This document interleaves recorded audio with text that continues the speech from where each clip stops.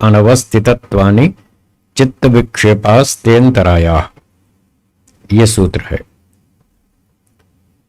तो कल इस सूत्र पर चर्चा चल रही थी। पहला बाधक व्याधि।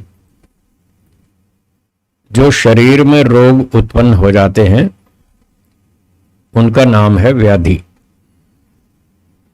तो ये शारीरिक रोग भी योगाभ्यास में बाधक हैं। रोगी व्यक्ति का मन प्रसन्न नहीं होता, परेशान करती है। विश्वास टूटने पर ध्वनि नहीं होती, लेकिन उसकी गूंज जो है वो सारा जीवन तंग करती रहती है। इसलिए लापरवाही नहीं करनी चाहिए, सावधान रहना चाहिए। जो व्यक्ति ईश्वर समर्पण करेगा, सब काम अनुशासन में करेगा, ठीक टाइम टेबल से करेगा, तो वो गलती कैसे करेगा? वो लापरवाही नहीं करेगा।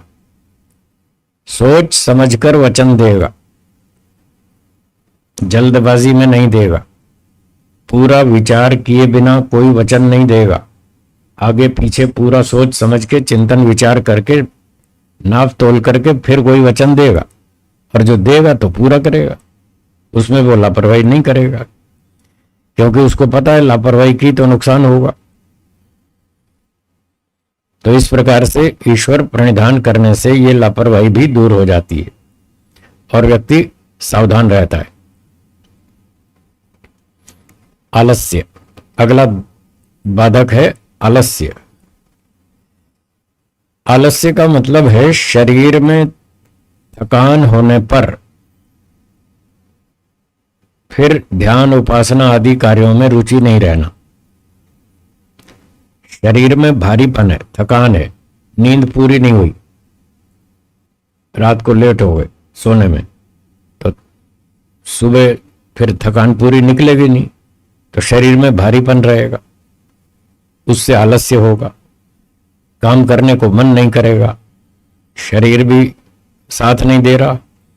काम तो करना चाहते हैं, उठना चाहते हैं, दिनचर्या ठीक करना चाहते हैं, ध्यान भी करना चाहते हैं, इच्छा तो है, पर शरीर साथ नहीं दे रहा। इसका नाम है आलस्य। ये तीन बाधक आपस में थोड़े थोड़े मिलते जुलते हैं। एक तो था स्त्यान, दूसरा प्रमाद और तीसरा आलस्य। ये तीन बाधक ऐसे हैं जो आपस में काफी कुछ मिलते जुलते हैं। तीनों में अंतर है, वो अंतर सुनिए। स्त्यान में व्यक्ति को याद है कि ध्यान का समय हो चुका है। रोज शाम को 6 बजे बैठता है व्यक्ति ध्यान में। अब 6 बज चुके हैं, उसको पता है कि समय हो गया ध्यान का, फिर भी वो ध्यान करना नहीं चाहता। कोई बहाना बना करके उससे बचना चाहता है। कोई मेहमान आ गया या आने वाला है तो उसका बहाना बना लेगा कि चलो अभी तो अतिथि आने वाला है, थोड़ी उसकी तैयारी कर ले, ध्यान कल कर लेंगे, आज छोड़ देते हैं। ऐसे वो बचना चाहता है, याद है उसको, भूला नहीं है। इस स्थिति का नाम क्या है? स्त्यान। जानबूझकर व्यक्ति काम से बचना चाहता है, करना नहीं चाहता, यह स्त्यान है। और प्रमाद में भूल जाता है, भूल ही गया, अरे आज तो मैं भूल ही गया, ध्यान करना था, दूसरे काम में उलझा रहा, याद ही नहीं रहा। स्त्यान में याद था पर काम करने की इच्छा नहीं थी, इसमें तो भूल ही गया। प्रमाद में, लापरवाही में तो भूल जाता है, जिसको भुलक्कड़ कहते हैं। और तीसरा जो आलस्य है उसमें वो भूलता नहीं है, याद है उसको, काम करने की इच्छा भी है, पर शरीर साथ नहीं दे रहा। ये समस्या है। ये थोड़ा थोड़ा अंतर है तीनों में। वो चाहता है ध्यान करना, मैं बैठूं, और बैठ भी जाता है, और फिर उसको नींद आती है, थकान के कारण उसको आलस्य नींद आती है, तो चाहते हुए भी वो नहीं कर पा रहा, शरीर साथ नहीं दे रहा, इसको आलस्य कहते हैं। तो इस तरह से ये तीनों बाधक हैं, तीनों में थोड़ा थोड़ा अंतर है। तो जब व्यक्ति ईश्वर प्रणिधान करेगा तो टाइम टेबल से काम करना पड़ेगा। जब टाइम टेबल से काम करेगा तो रात को टाइम पर सोना पड़ेगा, सुबह टाइम से उठेगा तो आलस्य भी नहीं आएगा, ये भी दूर हो जाएगा। लापरवाही भी नहीं करेगा, आलस्य भी नहीं करेगा और काम से बचने की बात भी नहीं सोचेगा, क्योंकि जब वो काम से बचने की बात सोचेगा तो ईश्वर उसको टाइट कर देगा। नहीं, ये गलत, जो अच्छा काम है वो करो, समय हो गया, टाइम टेबल बनाओ अपना 24 घंटे का, इतने बजे सोना, इतने बजे उठना, इतने बजे व्यायाम करना, इतने बजे ध्यान करना, पूरा टाइम टेबल बनाओ और टाइम टेबल से चलो। जब ईश्वर समर्पण करेगा तो सारा काम करना पड़ेगा, तो वो समस्या हल हो जाएगी कि वो काम से बचने की बात सोचे, ये समस्या भी उसकी हल हो जाएगी। ठीक है, तो 5 बाधक हो गए: व्याधि, स्त्यान, संशय, प्रमाद, आलस्य। छठा है अविरति। छठा क्या है? अविरति। इस शब्द में रति अंतिम टुकड़ा है। रति, रति का अर्थ है राग, संसार में आसक्ति, इंद्रियों के विषयों में आसक्ति, इसका नाम है रति। और इससे पहले वि उपसर्ग जोड़ देंगे, विरति। वि का अर्थ है वैराग्य, राग का न होना। रति माने राग, विरति राग न होना, वैराग्य। और इस विरति से पहले फिर अ जोड़ देंगे तो अर्थ फिर उल्टा हो जाएगा। अविरति, वैराग्य का न होना। क्या बोला? वैराग्य का न होना, यह भी बाधक है। लोग बैठते हैं ध्यान में, संध्या करते हैं, उपासना करते हैं, गायत्री मंत्र से जप करते हैं, फिर कहते हैं जी मन तो लगता नहीं। करते तो हैं, खाना पूरी तो करनी पड़ती है, नहीं तो लोग नास्तिक कहेंगे। तो नास्तिक ना कहें इसलिए चलो बैठ तो जाते हैं, पर मन तो टिकता नहीं। क्यों नहीं टिकता? कि अविरति, ये बाधक। वैराग्य तो है नहीं, संसार में रुचि बहुत अधिक है, आकर्षण बहुत अधिक है, संसार के भोगों में आसक्ति बहुत अधिक है, तो वो आसक्ति उनको खींच ले जाती है, वहीं पर उन्हीं विचारों में खींच ले जाती है वो आसक्ति। तो वैराग्य न होना ये भी तो बाधक है। तो ईश्वर प्रणिधान करने से ये बाधक भी दूर हो जाता है। धीरे धीरे व्यक्ति शास्त्रों को पढ़ता है, चिंतन मनन करता है, श्रवण मनन निधिध्यासन साक्षात्कार, 4 काम पूरे करता है, उसको वैराग्य उत्पन्न हो जाता है। तो ये अविरति भी दूर हो जाता है, आसक्ति भी धीरे धीरे कम हो जाती है। जैसे कल परसों बताया था, एक मनोविज्ञान का नियम है, जहां व्यक्ति को सुख दिखता है वहां उसका मन जाता है, हां या ना, और जहां दुख दिखता है वहां से दूर भागता है, हां या ना। ठीक है ना? तो जब संसार की चीजों में व्यक्ति दुख का चिंतन करता है, एक सुख मिलेगा 4 दुख मिलेंगे। परिणाम दुख, बोलिए। ताप दुख, संस्कार दुख, गुण वृत्ति विरोध दुख, ये 4 दुख बताए महर्षि पतंजलि जी ने। योग दर्शन 2 चैप्टर 15वां सूत्र, इस सूत्र में बताए। वो कहते हैं यदि आप संसार की चीजों में सुख लेंगे तो आपको सुख तो मिलेगा, थोड़ी देर का सुख तो मिलेगा, पर एक सुख के पीछे 4 दुख और भोगने पड़ेंगे। ये 4 दुख भोगने पड़ेंगे। तो जब व्यक्ति संसार के सुखों में इस दुख का विचार करेगा, चिंतन करेगा, तो उसको रुचि खत्म हो जाएगी, आसक्ति खत्म हो जाएगी। ये जो अविरति है ये समस्या हल हो जाएगी और उसको वैराग्य हो जाएगा। जब संसार से वैराग्य हो जाएगा तो फिर ईश्वर में मन टिकेगा। पहले बताया था मैंने कि वैराग्य का जो सिक्का है उसकी 2 साइड्स हैं। जैसे 1 रुपए का सिक्का होता है, उसकी 2 साइड होती है ना, हेड और टेल। ऐसे इस सिक्के की भी 2 साइड है, वैराग्य के सिक्के की।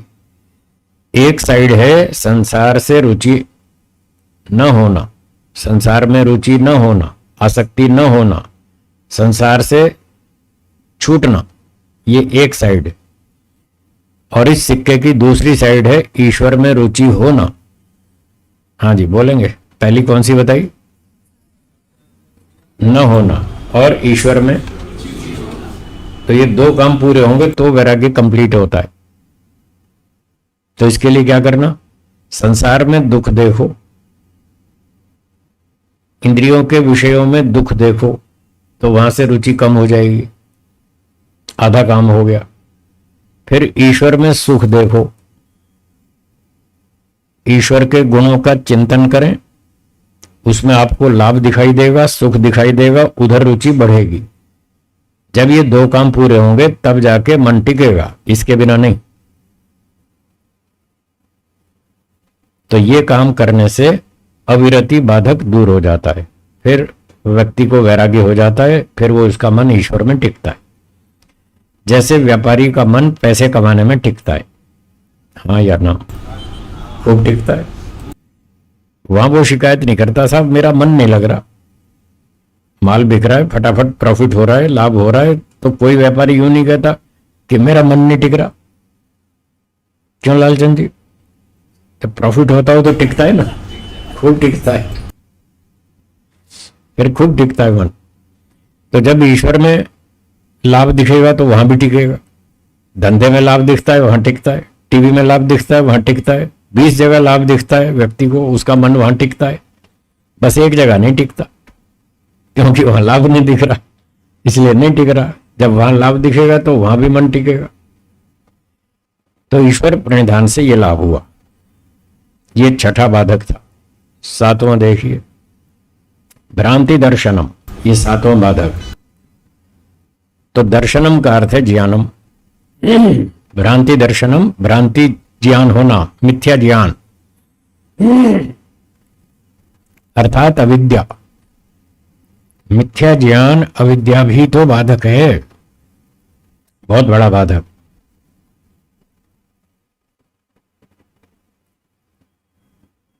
संसार में सुख है, दुख है, या दोनों? है जी, दोनों। सुख अधिक है या दुख अधिक है? दुख अधिक। और लोग मानते क्या है? सुख अधिक है। इसका नाम है भ्रांति दर्शन। यह भ्रांति, मिथ्या ज्ञान। संसार में दुख अधिक है और मानते हैं सुख अधिक है, यही भ्रांति दर्शन है। तो जब संसार में सुख अधिक दिख रहा है तो फिर व्यक्ति संसार में ही जाएगा, ईश्वर की तरफ क्यों जाएगा? जहां सुख दिखता है व्यक्ति वहीं भागेगा और अपने मन को वहीं भेजेगा, मन को वहीं ले जाएगा जहां उसको सुख दिखता है। संसार में सुख दिखता है ये भ्रांति, इसलिए संसार में जाता है, ईश्वर में टिकता नहीं। तो ये चीज ईश्वर के ध्यान उपासना में बाधक बनती है। परंतु ईश्वर प्रणिधान करने से, ईश्वर समर्पण करने से, शास्त्रों का अध्ययन करने से, चिंतन मनन करने से उसकी ये भ्रांति दूर हो जाती है। धीरे धीरे समझ में आ जाता है कि संसार में दुख अधिक है। एक तो शास्त्रों को पढ़ने से आता है, दूसरा बार बार चिंतन मनन करने से आता है, विचार करने से आता है। जो लोग प्रवचन सुन लेते हैं फिर विचार नहीं करते, इधर से सुना इधर से निकाल दिया, तो उनको 50 साल में भी कोई लाभ नहीं होता। सुनते रहो, 50 साल तक सुनते रहो, कुछ नहीं आएगा, कोई रिजल्ट नहीं आएगा।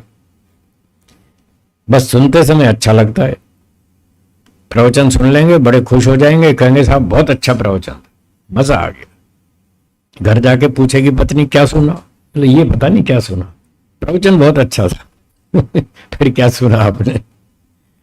घर जाते जाते आधे घंटे में भूल जाता है आदमी, कुछ याद नहीं करता, दोहराता नहीं, बताता नहीं, चिंतन नहीं करता, तो फिर उससे क्या लाभ? कोई विशेष लाभ नहीं है। बस एक शौक पूरा कर लेते हैं लोग, कोई जुआ खेलने जाता है, कोई ताश खेलने जाता है, कोई चेस खेलता है, कोई कैरम बोर्ड खेलता है, कोई क्रिकेट खेलता है, कोई प्रवचन सुन लेता है। बस अपना अपना शौक है, जिसको जैसा शौक है वो अपना शौक पूरा कर रहा है, और लाभ तो कुछ खास है नहीं। तो पूरा लाभ लेना चाहिए। जो भी आप पढ़ते हैं सुनते हैं उस पर विचार करें, मनन करें, चिंतन करें, बार बार करें, तो जो मिथ्या ज्ञान अंदर बैठा है वो छूट जाएगा, वो दूर हो जाएगा, ये भ्रांति भी हट जाएगी और ये बाधक भ्रांति दर्शनम ये दूर हो जाएगा। इसलिए बार बार सुने, पढ़ें, मनन करें। ये जो संसार में सुख अधिक है ऐसा लगता है, 20-25 साल की उम्र में, जवानी में तो ऐसा ही लगता है संसार में सुख बहुत अधिक है। तो वो जो सुख अधिक लगता है ये है भ्रांति दर्शन, पर उस समय तो ठीक ही लगता है, मैं जो सोच रहा हूं वो ठीक है। फिर 20-25 साल गृहस्थी में रहने के बाद समझ में आता है कि मैं तो भ्रांति में था, सच्चाई तो अब समझ आई, 50-55 में अब समझ आई। तो ये भ्रांति कैसे दूर हुई? मार खाने से। गृहस्थी में मार खाई ना तो अक्ल आई। अर्थात प्रत्यक्ष प्रयोग करने से। पहले तो लगता था बहुत सुख है, फिर जब प्रैक्टिकल किया, शादी कर ली, बच्चे हो गए, फिर उनको पालन करना पड़ा, रोज स्कूल लेके जाओ, छोड़ के जाओ, वापस लेने जाओ, फिर उसकी स्कूल की ड्रेस लाओ, फिर ये लाओ, फिर वो लाओ, फिर बीमार हो गया उसकी चिकित्सा कराओ, फिर ये टेंशन, फिर वो टेंशन, धंधे की टेंशन, कंपटीशन की टेंशन, 20 तरह की टेंशन। फिर प्रैक्टिकल करने से समझ में आया कि यहां सुख कम और दुख अधिक है। तो इस प्रकार से भी भ्रांति दूर हो जाती है। तो संसार में जो सुख दिखता है, विषयों में जो सुख दिखता है, उसमें थोड़ा थोड़ा प्रत्यक्ष अनुभव भी करना चाहिए। 1-2 चीजों का प्रत्यक्ष कर लेना चाहिए, फिर बाकियों का अनुमान कर लेना चाहिए। हर चीज का प्रत्यक्ष करना आवश्यक नहीं है, हर वस्तु का स्वयं प्रत्यक्ष करना आवश्यक नहीं है। कुछ चीजें, 2-4 चीजें प्रत्यक्ष कर लो और बाकी चीजों का अनुमान कर लो। दुनिया इतनी लंबी है, कहां तक प्रत्यक्ष करेंगे, इतना समय भी नहीं है। ये जो कई प्रकार के प्रमाण बताए ऋषियों ने वेदों के आधार पर, जो कई प्रकार के प्रमाण बताए, वो इसीलिए बताए कि हर चीज का प्रत्यक्ष करना आवश्यक नहीं है और संभव भी नहीं।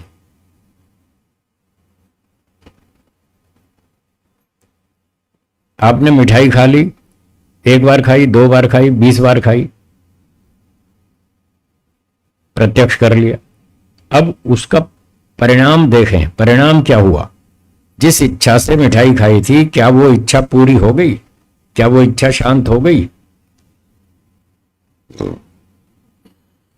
हाँ जी, क्या परिणाम निकला? इच्छा शांत हो गई? नहीं हुई ना। तो ये जो परिणाम आया, इस पर ध्यान देना है, इस पर, इसको पकड़ना है, पकड़ के रखना है इसको, कि पिछली बार मिठाई खाई थी, जम के खाई, पूरा पेट भर के खाई, ज्यादा खाई, तो भी इच्छा पूरी नहीं हुई। तो ये जो प्रयोग किया, एक्सपेरिमेंट किया, उसका जो रिजल्ट आया उसको पकड़ो। फिर थोड़े दिनों में आप उस बात को फिर भूल जाएंगे। जिस दिन मिठाई खाई उस दिन तो रिजल्ट आया कि खूब खाई जम के, फिर भी तृप्ति नहीं हुई। 15 दिन में भूल जाएंगे, फिर इच्छा होगी मिठाई खाने की। चलो भाई, दोबारा एक्सपेरिमेंट करो, फिर खाओ, फिर जम के खाओ, फिर रिजल्ट देखो क्या हुआ। क्या इच्छा शांत हो गई? नहीं हुई। तो अब ये फिर याद आ गया कि हाँ, पिछली बार भी ऐसा ही हुआ था कि इच्छा तो शांत हुई नहीं थी। अब दोबारा फिर हमने प्रयोग कर लिया, फिर भी शांत नहीं हुई। तो फिर इस बात को पक्का करें कि भोगों को भोगने से इच्छा शांत नहीं होती है, बल्कि और बढ़ती है। तृष्णा बढ़ती जाती है, इच्छा बढ़ती जाती है, कम नहीं होती, खत्म नहीं होती, शांत नहीं होती। दो प्रत्यक्ष परीक्षण हो गया, 2 बार। फिर 15 दिन में फिर भूल जाएंगे, फिर तीसरी बार करो, चौथी बार करो, 10 बार करो। तो 10 बार मिठाई खा के देखो, खूब जम के खा के देखो और रिजल्ट निकालो। क्या तृप्ति हुई? नहीं हुई। तो बस ये प्रत्यक्ष को पकड़ लो, इससे आपका भ्रांति दर्शन दूर हो जाएगा। और रसना इंद्रिय के विषय का, रस का परीक्षण कर लिया, खा पी के देख लिया। फिर दूसरी इंद्रिय में इच्छा उठेगी, थोड़ा सूंघ कर भी देख लें। चलो बढ़िया बढ़िया परफ्यूम लगाएंगे, बढ़िया बढ़िया अगरबत्ती जलाएंगे, बढ़िया बढ़िया फूलों की खुशबू लेंगे, खूब लेंगे, खूब लो पूरा दिन। गुलाब के फूलों का गुलदस्ता रख लीजिए सामने और सुबह से रात तक पूरा दिन सूंघते रहिए। पूरा दिन उसकी खुशबू लेते रहिए और फिर रिजल्ट देखिए। क्या इच्छा शांत हो गई है जी? नहीं हुई ना? एक सप्ताह के बाद फिर प्रयोग करो, फिर गुलदस्ता रखो और फिर पूरा दिन सूंघो, पूरा खींच खींच के सूंघो। फिर देखो रिजल्ट क्या आया, क्या तृप्ति हुई है जी? नहीं हुई। तो दो चीजों का परीक्षण हो गया, बाकी का अनुमान कर लो। जब दो इंद्रियों में तृप्ति नहीं हुई तो बाकियों में भी नहीं होगी।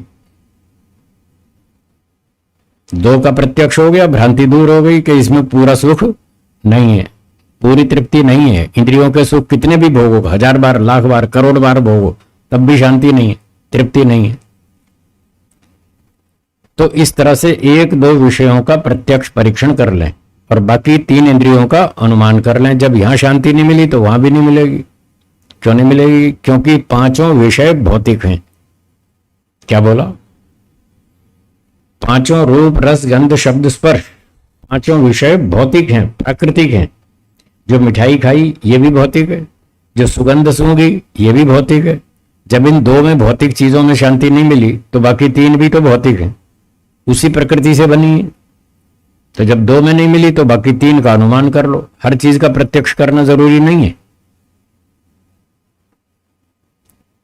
एक फैक्ट्री में कुछ कारीगर काम कर रहे थे, तो मशीन चल रही थी। एक कारीगर का ध्यान थोड़ा इधर चला गया, उसका हाथ फंस गया मशीन में और हाथ कट गया उसका, बेचारा चिल्लाने लगा।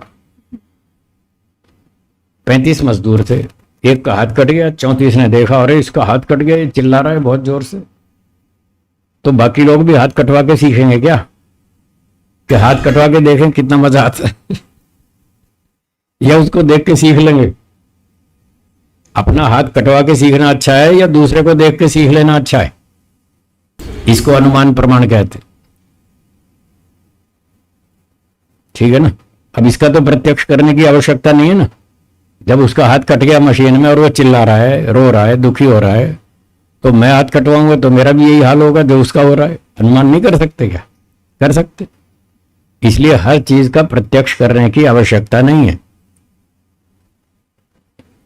जब दूसरे लोग दुखी हैं, परेशान हैं, भोगों के पीछे भाग रहे हैं, वो सारे दुखी हैं, तो मैं भी भागूंगा तो मेरा भी यही हाल होगा, ऐसे समझ सकते हैं ना? तो व्यक्ति उधर से ब्रेक लगा सकता है, वो भोगों के पीछे नहीं भागेगा।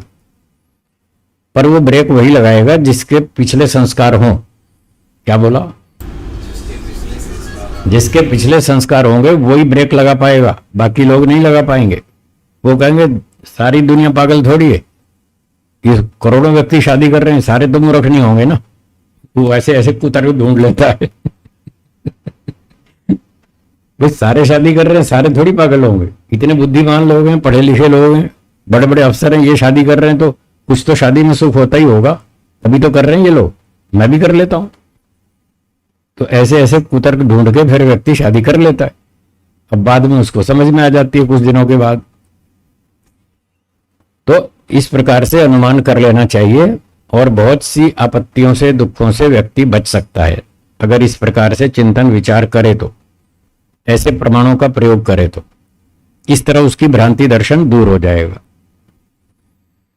8वां बाधक सूत्र में लिखा है अलब्ध भूमिकत्व। भूमि का अर्थ है अवस्था। कौन सी अवस्था? समाधि अवस्था। कौन सी अवस्था? समाधि अवस्था। लब्ध माने प्राप्त कर लेना। जैसे आप कहते हैं उपलब्ध हो गया, प्राप्त हो गया। तो लब्ध भूमिकत्व, समाधि प्राप्त हो जाना। और फिर शुरू में अ लगा देंगे तो अर्थ उलट जाएगा। समाधि अवस्था का प्राप्त न होना। एक व्यक्ति 20 साल से लगा हुआ है, घर भी छोड़ दिया, शास्त्र भी पढ़ लिए, जंगल में रहता है, परिवार छोड़ दिया, संपत्ति छोड़ दी, सब कुछ छोड़ दिया, 20 साल से तपस्या कर रहा है, फिर भी समाधि नहीं मिली। बेचारा उदास हो जाएगा, निराश हो जाएगा, घबरा जाएगा और वो सोचेगा ये क्या है, ये सब फालतू बातें, ये सिर्फ कहने बोलने की बातें। समाधि होती है? कहाँ होती है? कुछ तो हुआ नहीं, मैं 20 साल से लगा हूं, अब तक तो मिली नहीं। तो उसका विश्वास उठ जाएगा, हिल जाएगा, वो सोचेगा ये सब फालतू बातें, कहने कहने की बातें, कुछ होता होता कुछ नहीं। तो ऐसा सोचने पर उसकी प्रगति में ब्लॉक, रुक जाएगी। ये बाधक है। अगर समाधि प्राप्त नहीं हुई अथवा कुछ भी प्रोग्रेस नहीं हुई, चलो समाधि तो ऊंची बात है, किसी को समाधि का लक्ष्य था, उसने मेहनत की और समाधि प्राप्त नहीं हुई, तो भी वो बेचारा उदास निराश हो जाएगा।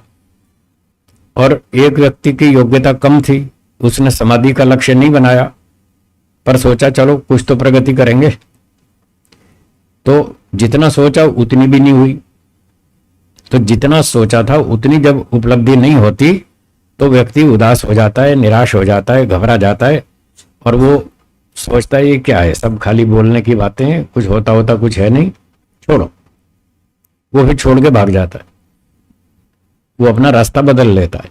तो वो बाधक हो गया उसके लिए। तो ऐसा भी बाधक दूर हो जाता है जब ईश्वर प्रणिधान करेंगे, ईश्वर के नियम से चलेंगे, सब काम अनुशासन में करेंगे, टाइम टेबल के हिसाब से करेंगे, तो ये बाधक नहीं आएगा। अगर व्यक्ति मेहनत करेगा तो उन्नति निश्चित रूप से होगी। जितनी मेहनत करेगा, जितना नियमों का पालन करेगा, उतनी प्रगति होगी, गारंटी है। जब और लोगों की हो रही है तो उसकी भी होगी। क्या भूतकाल में ऋषियों ने योग समाधि प्राप्त नहीं की? जब उनकी हो सकती है तो आपकी भी हो सकती है। शर्त इतनी है कि उन्होंने जो मेहनत की वो आपको करनी पड़ेगी। अब मेहनत से व्यक्ति घबराता है, मेहनत करना नहीं चाहता, काम से बचना चाहता है, स्त्यानम, तो फिर प्रगति नहीं होगी। तो इस प्रकार से ये जो अलब्ध भूमिकत्व है ये भी एक बाधक है, पर यदि ईश्वर प्रणिधान किया जाए तो ये बाधक दूर हो जाएगा और व्यक्ति धीरे धीरे उन्नति करता जाएगा। जितनी उन्नति हो उतने में संतोष का पालन करना चाहिए। कई बार लोग यहां गलती करते हैं, वो कहते हैं साहब कोई प्रगति हो ही नहीं रही, जबकि हो रही है, प्रगति हो रही है, उसको पता नहीं चल रहा, वो समझ नहीं पा रहा कि मेरी प्रगति हो रही है। उसको लगता है मैं वहीं का वहीं बैठा हूं, 10 साल हो गए मैं वहीं का वहीं बैठा हूं, कोई प्रोग्रेस हो ही नहीं रही, ध्यान में मन टिकता नहीं, मन के ऊपर कंट्रोल होता नहीं, इंद्रियों पर संयम कर नहीं पाता, मेरी कोई प्रगति नहीं हो रही। तो ऐसा नहीं सोचना चाहिए। ये वही बाधक है, भ्रांति दर्शनम। प्रगति हो रही है और वो स्वीकार नहीं कर रहा, समझ नहीं पा रहा, तो ये सारे बाधक हैं। कहीं कोई बाधक, कहीं कोई बाधक। इन सब बाधकों को पहचानना है और इनको दूर करना है। जो व्यक्ति ईमानदारी से, बुद्धिमत्ता से पुरुषार्थ करता है उसकी प्रगति निश्चित रूप से होती है। और अगर ऐसा लगता हो कि मेरी 5 साल हो गए, 10 साल हो गए, कोई खास प्रगति हुई नहीं या हुई नहीं, ऐसा मानने लग जाए, तो उसको इस तरह से परीक्षण करना चाहिए। 10 वर्ष पहले जो मेरा स्तर था उसको याद करें। 10 वर्ष पहले मेरा क्या स्तर था और आज मेरा क्या स्तर है। 10 साल पहले की स्थिति से और आज की स्थिति की तुलना करें, आपको समझ में आएगा कि हां प्रगति हुई है। आ जाएगा ना समझ में? हाँ, आप अब अपना हिसाब देख लो। 10 साल पहले आप कहां खड़े थे और आज कहां खड़े हैं, दोनों में अंतर समझ में आ जाएगा। अगर अंतर दिखता है तो मतलब प्रगति हुई है। तो इस तरह से सोचना चाहिए, भ्रांति से बचना चाहिए। यह था 8वां बाधक, अलब्ध भूमिकत्व। और आगे 9वां बाधक है अनवस्थितत्व। अनवस्थितत्व, अवस्थित रहना, उस चीज को जो प्राप्त हुई थी उस अवस्था में स्थिर रहना, यह है अवस्थितत्व, स्थिर रहना। और अन्न लगाने से अर्थ उलट जाएगा। जो चीज हाथ में आई थी वो छूट गई, अब दोबारा हाथ में नहीं आ रही। अनवस्थितत्व, वो छूट गई स्थिति, इसका नाम है अनवस्थितत्व। ये भी बाधक है। कई बार लोग कहते हैं जी 10 साल पहले मेरा ध्यान बहुत अच्छा लगा, एक दिन तो बहुत मजा आया, इतना मजा आया मैं 2 घंटे तक बैठा ही रहा, बस ऐसे ही आंख बंद करके बैठा रहा। कब 2 घंटा बीत गया पता ही नहीं चला, इतना अच्छा लगा, इतना आनंद आया, 10 साल हो गए। फिर तब से लेकर आज तक वो स्थिति दोबारा नहीं आई। ऐसा बहुत से लोग बोलते हैं ना, बहुत सारे लोगों को ऐसा होता है। तो ये वो बाधक है, स्थिति हाथ में आई और छूट गई। अब छूट गई तो फिर व्यक्ति का उत्साह टूट गया, अब क्या करूं, मैं बहुत कोशिश करता हूं फिर भी वो स्थिति हाथ में नहीं आ रही। ऐसे व्यक्ति सोच सोच के फिर ढीला पड़ जाता है। तो ढीले नहीं पड़ना, फिर से ईश्वर की स्तुति प्रार्थना करें। जिस रास्ते से आप गए थे उस रास्ते को याद करें, आप वापस दोबारा पहुंच जाएंगे वहीं पर जहां तक पहुंचे थे। जिस रास्ते से गए थे, जैसे जैसे गए थे उसको याद करें और दोबारा वैसे वैसे वैसे चलें तो आप दोबारा पहुंच जाएंगे वहां। तो कैसे गए थे? तब आपने संसार में दुख देखा था। क्या देखा था? दुख देखा था। फिर उससे आपको वैराग्य हुआ था। उस वैराग्य से फिर आपने ईश्वर का चिंतन किया, ईश्वर में आपको सुख दिखाई दिया, तो ईश्वर में रुचि बनी थी। फिर आपने उधर मेहनत की, ध्यान में मन लगाया, संसार से मन हटाया, ध्यान में मन लगाया, ईश्वर में मन लगाया, तो आपकी प्रगति हो गई। फिर क्या हुआ? फिर क्या हुआ? वो ईश्वर का ध्यान छूट गया, अगले दिन फिर कुछ गड़बड़ हो गई, किसी से झगड़ा हो गया, वो सारा स्तर डाउन हो गया। फिर वही राग द्वेष उभर गया, फिर मारपीट और द्वेष और लड़ाई झगड़ा और बदला लेने की भावना जाग गई, उसके कारण वापस नीचे आ गए।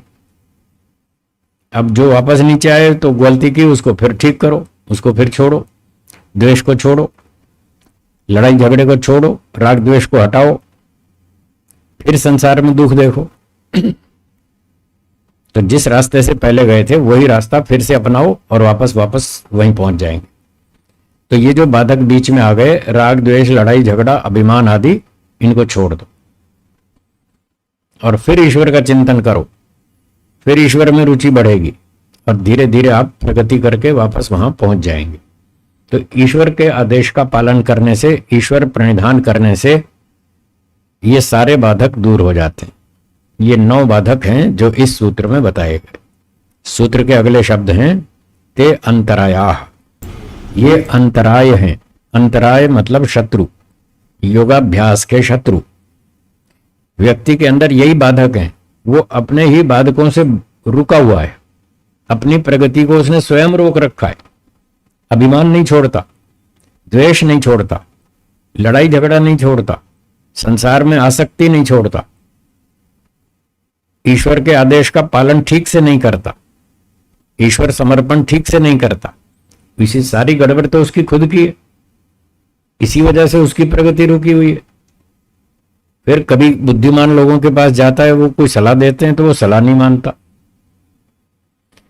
विद्वानों की सलाह नहीं मानता, वो अपनी मनमानी करता है, ईश्वर की भी नहीं सुनता, विद्वानों की भी नहीं सुनता। फिर उसका क्या होगा? कुछ नहीं होगा, बैठे रहो, दुखी होते रहो। तो ये सारे बाधक दूर हो सकते हैं यदि ईश्वर प्रणिधान किया जाए, अनुशासन में चला जाए, बुद्धिमानों की सलाह ली जाए। जो लोग आपसे कम बुद्धिमान हैं, जो लोग आपसे कम बुद्धि वाले हैं, उनके लिए आप क्या सोचते हैं? इनको हमारी बात माननी चाहिए या नहीं माननी चाहिए? है जी, माननी चाहिए ना।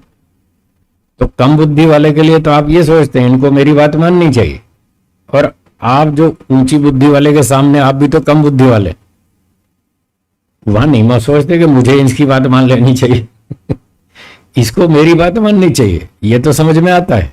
ये समझ नहीं आता कि मुझे भी तो इस बड़े बुद्धिमान की बात माननी चाहिए। उसकी मानते नहीं और उससे उम्मीद रखते हैं कि इसको मेरी बात माननी चाहिए। ये तो न्याय नहीं है। ऐसे तो बात नहीं बनेगी, ऐसे गाड़ी नहीं चलेगी। अगर आप अपने से कम योग्यता वालों से ये आशा रखते हैं कि इनको मेरी बात माननी चाहिए, तो अपने से अधिक योग्यता वालों से भी ऐसा व्यवहार रखना चाहिए कि आप भी उनकी बात मानो, तब तो ठीक है, तब आपकी भी प्रगति होगी और दूसरे की भी, सबकी होगी, नहीं तो कुछ नहीं होगा। तो ये अंतराय हैं, बाधक हैं, योगाभ्यास के शत्रु हैं।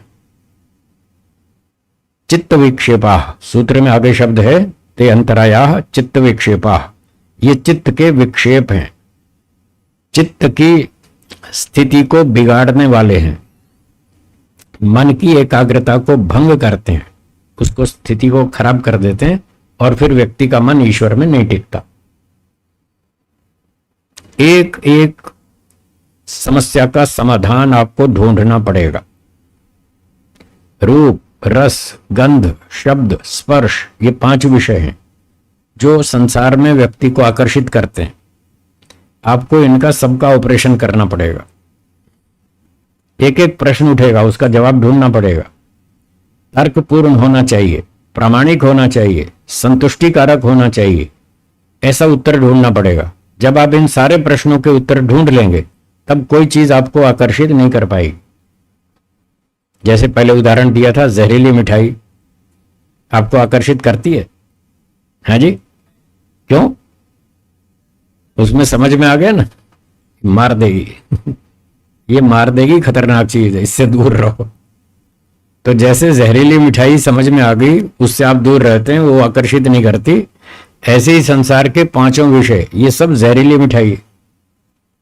उसी एंगल से देखो, ये सब जहरीली मिठाई है, जिसको हाथ लगाए वो मार देगी, वो जिसको भी पकड़ेंगे वो मार देगी हमको। ऐसे जब दिखेगा तो आप कहीं भी नहीं फंसने वाले, वहां से आपका वैराग्य हो जाएगा और फिर ईश्वर में चिंतन करें, ईश्वर के गुणों का चिंतन करें, तब ईश्वर में मन टिकेगा, बढ़िया टिकेगा, खूब टिकेगा। तो ये हुआ 30वां सूत्र। अब 31वां सूत्र देखिए, जिसमें इन बाधकों के सहयोगी और 3-4 बाधक और भी बताए जो इनके सहयोगी हैं, इनके साथ साथ रहते हैं।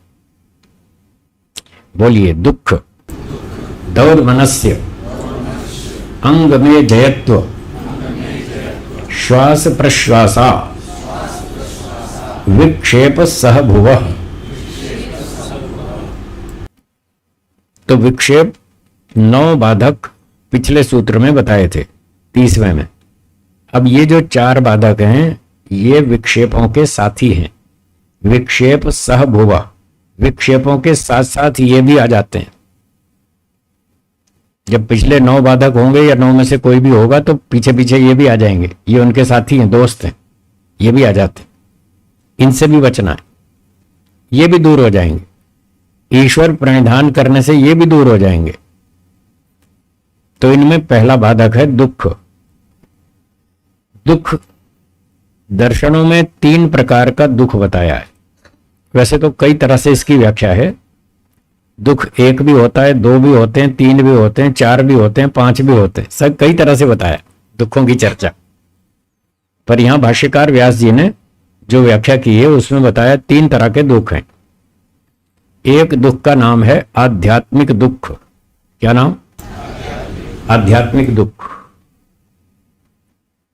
आध्यात्मिक का मतलब अपनी गलतियों से होने वाला दुख। सब व्यक्ति अल्पज्ञ हैं, अल्पशक्तिमान हैं, कहीं ना कहीं गलती करते ही हैं। तो जो हमें अपनी गलतियों से दुख होता है उसका नाम है आध्यात्मिक दुख। एक व्यक्ति सब्जी काट रहा था और पड़ोसी से बात करने लगा, अपनी उंगली काट ली। किसकी गलती से हुआ? अपनी गलती से। तो ये आध्यात्मिक दुख है। सड़क पर चलते हुए ध्यान नहीं दिया, ऊंचे नीचे पत्थर थे और इधर उधर देख रहे थे, पत्थर से टकराए, फिर चोट लगी, गिर गए। किसकी गलती से दुख हुआ? अपनी गलती से। व्यापार में एक डिसीजन गलत ले लिया, 50,000 का नुकसान उठाया, किसकी गलती से दुख हुआ? अपनी गलती से। तो अपनी गलतियों से जो दुख आते हैं इनका नाम है आध्यात्मिक दुख। क्या नाम? आध्यात्मिक दुख। अब दूसरे प्राणी भी हैं जो हमको दुख देते हैं, अड़ोसी पड़ोसी हैं, मित्र मंडल, भाई बहन, माता पिता, पति पत्नी, सास बहू, ये भी तो एक दूसरे को दुख देते हैं ना। हाँ या ना? सांप, बिच्छू, मक्खी, मच्छर ये भी परेशान करते हैं। तो ये जो अन्य प्राणियों से हमको दुख मिलता है अन्याय से, कौन सा दुख? अन्याय से। दूसरे प्राणियों से, मनुष्यों, पशु पक्षियों, कीड़े मकोड़ों आदि से जो जो हमको अन्याय से दुख मिलता है उसका नाम आधि भौतिक दुख। क्या नाम? आधि भौतिक दुख। हम अल्पज्ञ हैं तो हमसे गलतियां होती हैं, हाँ या ना? हाँ। तो हमारे साथ जो प्राणी रहते हैं क्या वो सर्वज्ञ हैं? वो भी तो अल्पज्ञ हैं। क्या उनसे गलतियां नहीं होंगी? होगी। तो वो जब गलतियां करेंगे तो पड़ोस में रहते हैं हमारे, तो उनकी गलतियों से हमको दुख उठाना पड़ता है।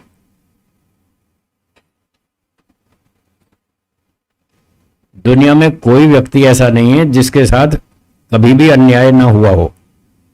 मिल जाएगा ऐसा आदमी?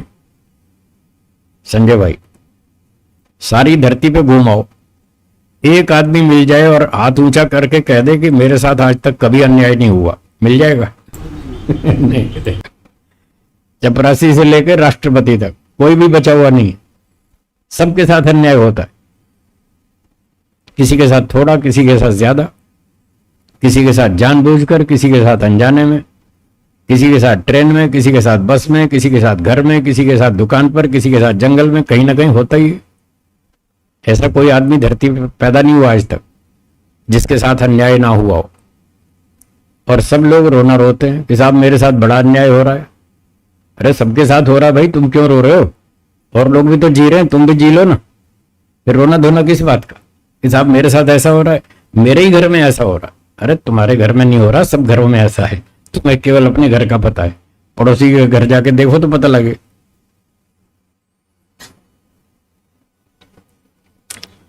कई लोग क्या सोचते हैं, धरती पे जितना दुखी मैं हूं इतना कोई नहीं। फिर क्या कहते हैं, मैंने जो सहन किया है कोई करके तो दिखाए। ऐसा कहते हैं ना लोग। अरे मैंने कितने दुख सहे हैं, कोई सह के तो दिखाए। दूसरा कोई होता तो मर गया होता अब तक। भाई वो क्यों मर गया होता, तू तो जी रहा है। अगर तू जी रहा है तो दूसरा भी जी सकता है, तू सहन कर रहा है तो वो भी सहन कर सकता है। तू आसमान से उतर आएगा? सारे तो एक जैसे हैं, सबको सहना पड़ता है। तो ये जो अन्याय का दुख सहना पड़ता है यही आदि भौतिक दुख है। और ये तब तक सहना पड़ेगा जब तक आप संसार में जन्म लेंगे। क्या बोला? कब तक सहना पड़ेगा? जब तक संसार में जन्म लेंगे तब तक दूसरों का अन्याय सहना पड़ेगा। अगर इससे बचना है तो एक ही जगह सुरक्षित, मोक्ष। मोक्ष में जाओ, कोई आपको छू नहीं सकता, कोई आपको तंग नहीं करेगा, मेरी गारंटी। कोई छू जाए फिर मुझे कहना। शर्त यह है आपको मोक्ष में जाना पड़ेगा।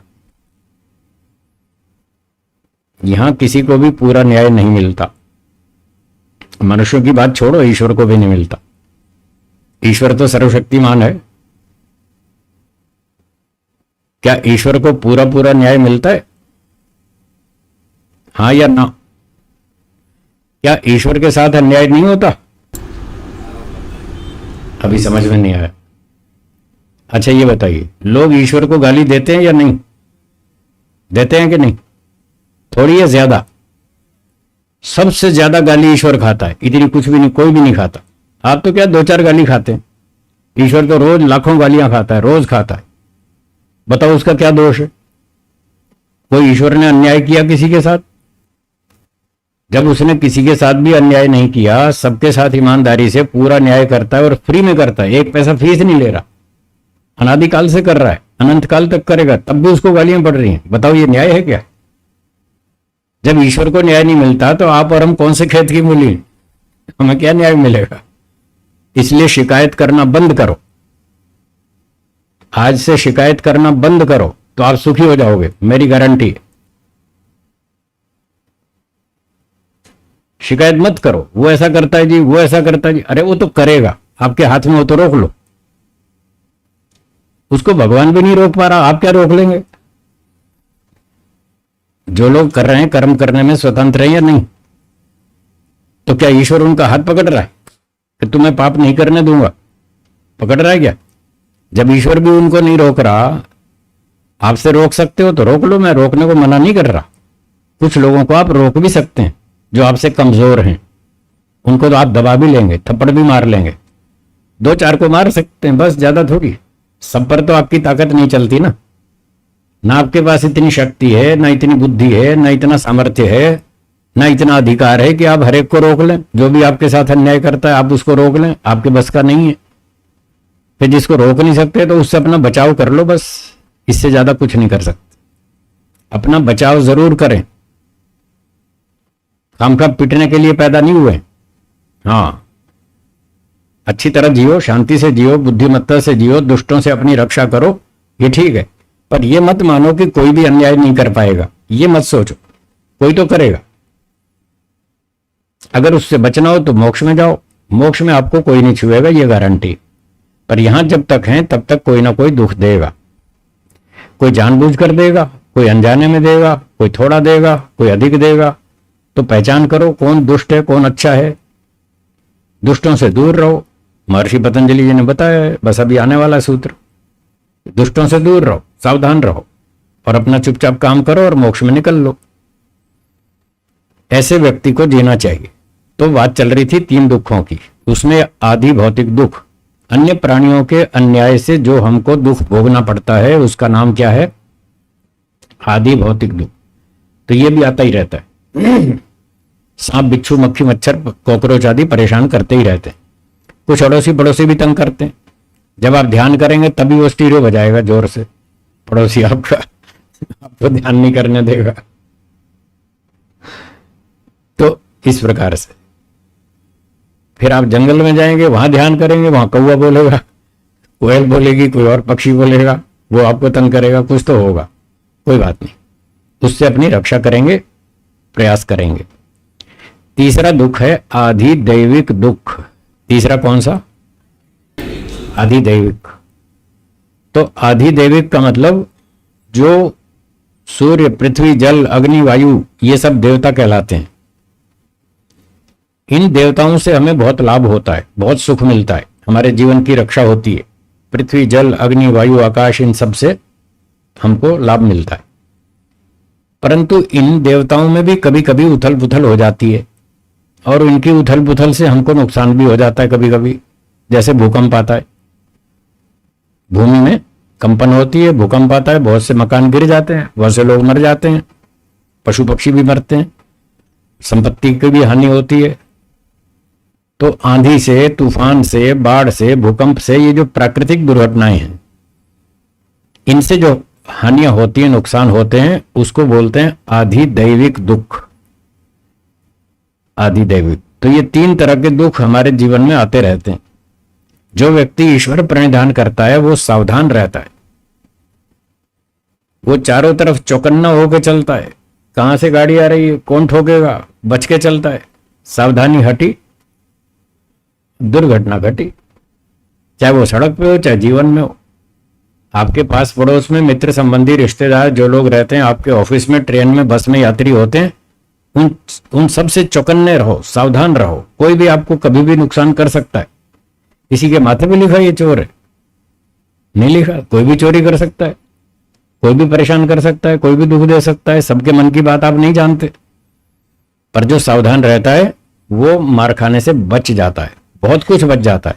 सारा तो नहीं बच पाता लेकिन काफी कुछ बच जाता है।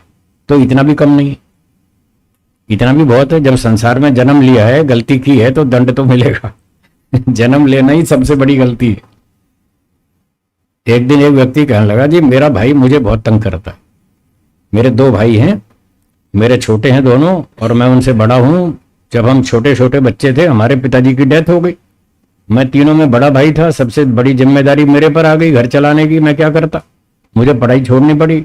मैंने नौकरी की, व्यापार किया, पैसे कमाए, भाइयों को पढ़ाया लिखा। अब ये दोनों भाई इंजीनियर बन गए, अब बड़े विद्वान हो गए, पैसे कमाते हैं, मजे करते हैं और मुझे पूछते नहीं।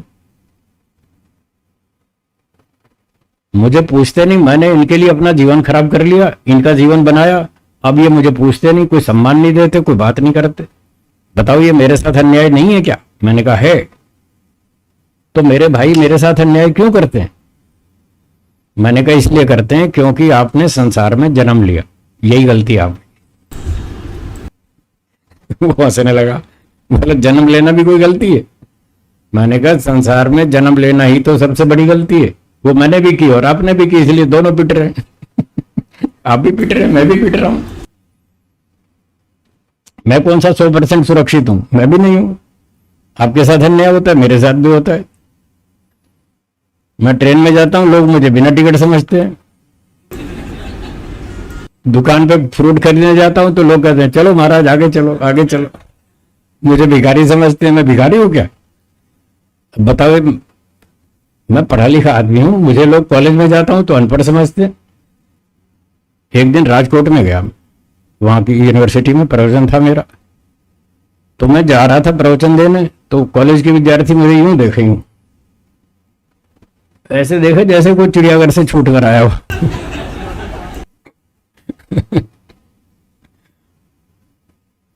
वो मुझे क्या समझते हैं? ये तो लाल बाबा है। लाल बाबा तो अनपढ़ होते हैं। ये यूनिवर्सिटी में क्यों आया? यहां इसका क्या काम है? अब बताओ, मैं पढ़ा लिखा हूं, लोग मुझे अनपढ़ मानते हैं। मैं टिकट लेकर चलता हूं, लोग बिना टिकट समझते हैं। मैं भिखारी नहीं हूं, लोग मुझे भिखारी समझते हैं। ये मेरे साथ अन्याय नहीं है क्या? है ना? नहीं तो फिर मेरे साथ भी तो हो रहा है। मैं मस्त रहता हूं, मैं खुश रहता हूं, मैं दुखी नहीं होता। आप भी सीख लो मैं कैसे दुखी नहीं होता। मैं सोचता हूं कोई बात नहीं, वही 3 शब्द पहले वाले बताए थे ना। कौन से 3 शब्द? कोई बात नहीं। किसी ने मुझे भिखारी समझ लिया तो क्या मैं भिखारी बन गया? नहीं बना ना। तो फिर मैं क्यों दुखी? उसने समझ लिया तो समझ लिया, कोई बात नहीं। किसी ने बिना टिकट समझ लिया तो समझते रहो, उससे मेरा क्या बिगड़ रहा है? टिकट तो मेरे पास है। 3 महीना 4 महीना पहले एडवांस टिकट बुक करता हूं, हमेशा कंफर्म टिकट लेता हूं, वेटिंग का टिकट कभी नहीं लेता, क्योंकि मैंने पढ़ रखा है शास्त्र में, हे हम दुखम अनागतम। क्यों लालचंद जी? लिखा है ना, हे हम दुखम अनागतम, आने वाले दुख से बचो, एडवांस रिजर्वेशन करो, कंफर्म टिकट लेकर जाओ, वेटिंग का मत लो, खामखा टेंशन में रहोगे। जब तक टिकट कंफर्म नहीं होगा तब तक टेंशन में रहोगे। तो मैं टेंशन वाला काम करता नहीं, इसलिए खुश रहता हूं। और कोई मुझे भिखारी समझे, समझता रहे, उससे मुझे कोई फर्क नहीं पड़ता। मैं 3 शब्द बोल लेता हूं, कोई बात नहीं, और मस्त रहता हूं। आप भी करो, ऐसा ही करो। आपको कोई परेशान करे, दुखी करे तो दुखी मत होना, उसका समाधान ढूंढो, यही समाधान है। हम सबके दिमाग पर ताला नहीं लगा सकते। बोलिए, हम सबके मुंह पर ताला नहीं लगा सकते। तो कोई व्यक्ति आपके बारे में कुछ भी सोचेगा, कुछ भी बोलेगा, आप ताला नहीं लगा सकते। क्यों दुखी हो रहे हैं? वो स्वतंत्र है, करने दो। आप अपने स्वतंत्र है, आप अपना काम करो, आप अपना बचाव करो, बस ऐसे चलना चाहिए। तो जीते जी आप बहुत सुखी रहेंगे, कम से कम दुखी होंगे। कम से कम, कुछ तो आएगा ही दुख, पर कम से कम दुखी होंगे और अधिक से अधिक सुखी होकर जीवन जिएंगे और चुपचाप धीरे धीरे मोक्ष में निकल लेंगे। तो ये करना चाहिए। 3 प्रकार के ये दुख हैं। तो जो व्यक्ति ईश्वर समर्पण करता है, इस प्रकार से वो दुखों से बचा रहता है, और जो समर्पण नहीं करेगा तो उसको ये 3 दुख परेशान ज्यादा करेंगे। अब अगला बाधक है दौर्मनस्य। अगला क्या है? दौर्मनस्य। ये भी एक बाधक है, ये भी बहुत बड़ा बाधक है और आपके साथ होता रहता है। दौर्मनस्य का मतलब है मन में खिन्नता होना। खिन्नता, हिंदी में उसको खिन्नता कहते हैं, आपकी गुजराती भाषा में कंटाला कहते हैं। कंटाला, हूं तो कंटाળી गयो છું, एवो मानस છે, हूं तो कंटाળી गयो છું, हो जाते हैं ना, घबरा जाते हैं ना।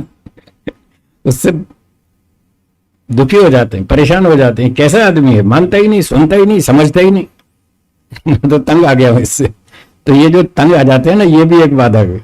तंग नहीं आना, किसी व्यक्ति से, परिस्थितियों से तंग नहीं आना, कंटालना नहीं है।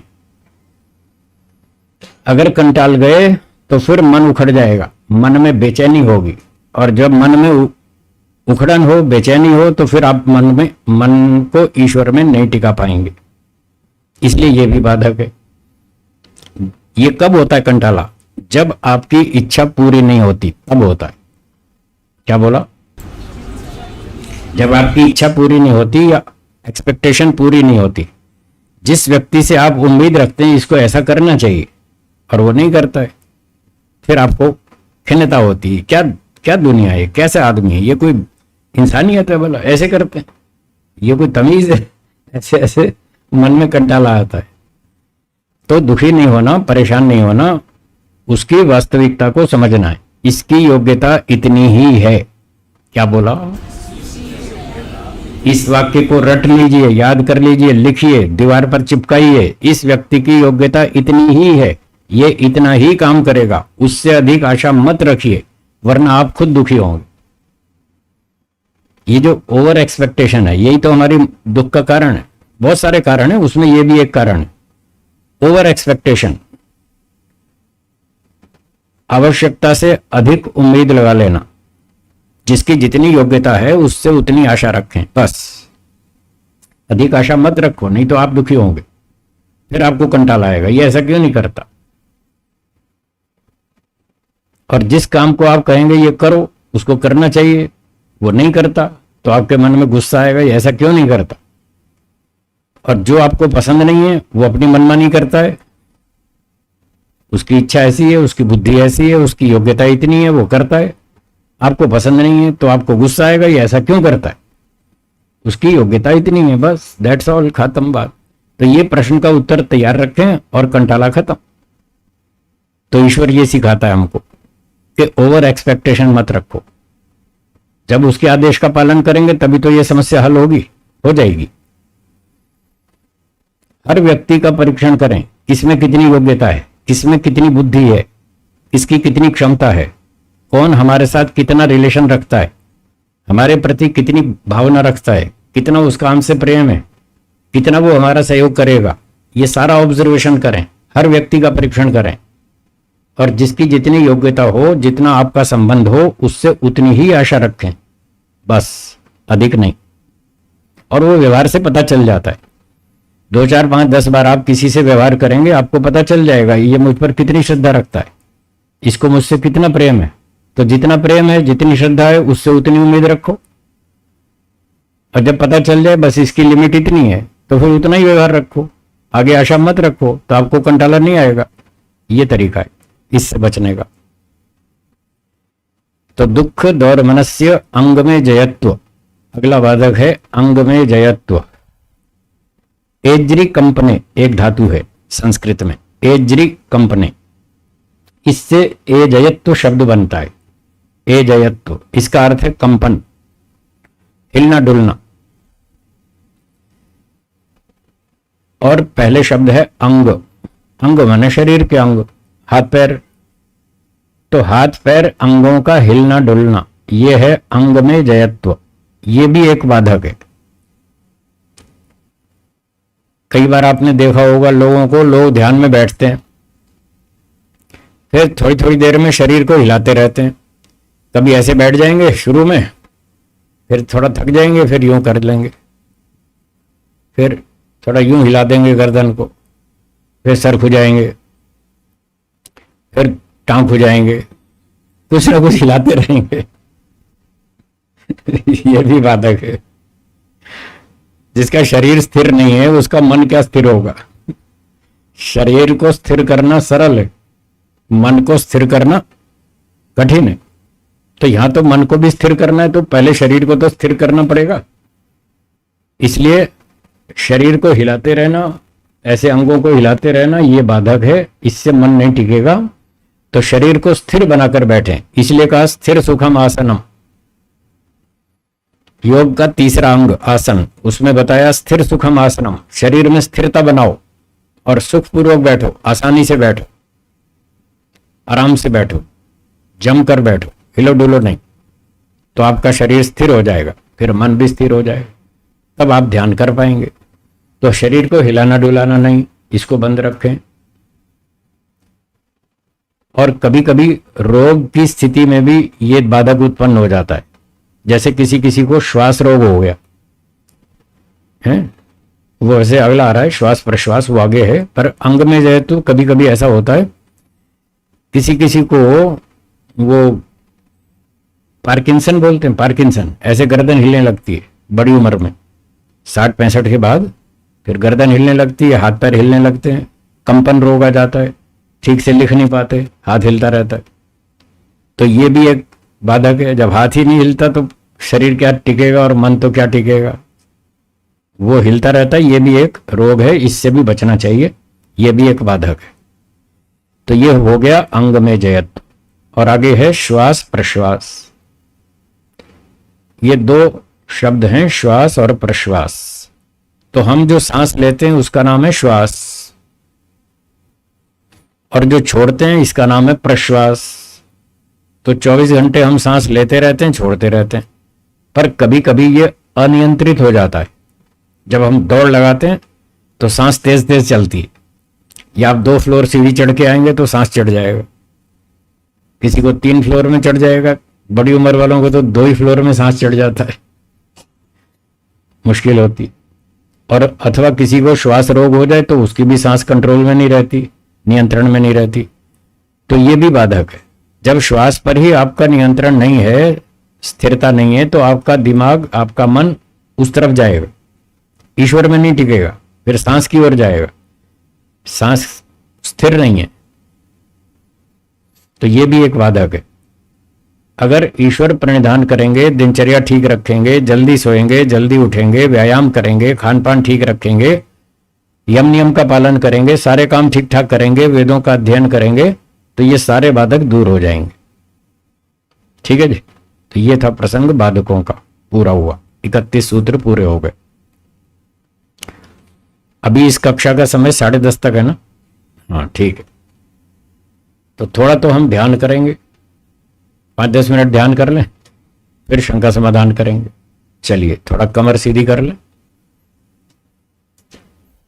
आसन तो बस ठीक है, कुर्सी पे बैठे हैं तो ऐसे ही बैठिए, थोड़ा बस कमर सीधी कर लें, गर्दन सीधी कर लें, आंखें बंद कर लें।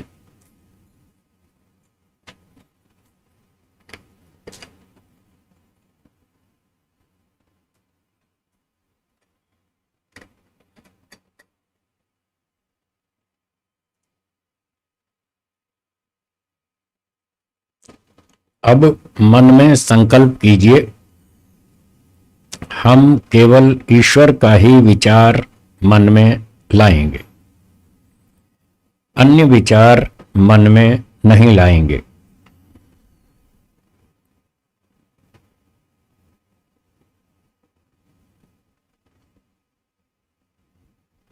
अन्य विचारों को रोकने के लिए मन में सोचिए, चारों तरफ खूब गहरा अंधेरा है। बार बार सोचिए, चारों तरफ खूब गहरा अंधेरा है।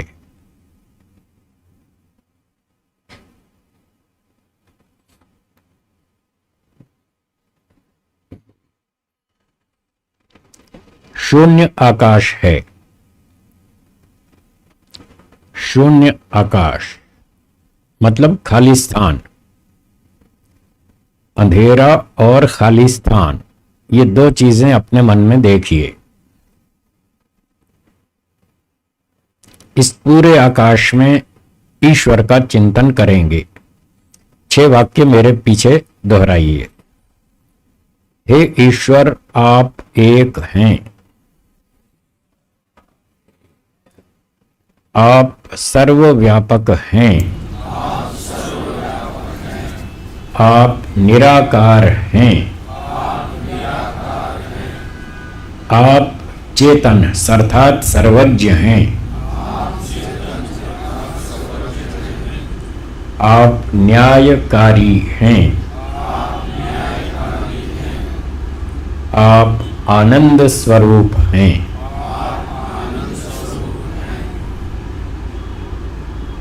हम आपका ध्यान कर रहे हैं। अन्य विचार मन में नहीं लाएंगे।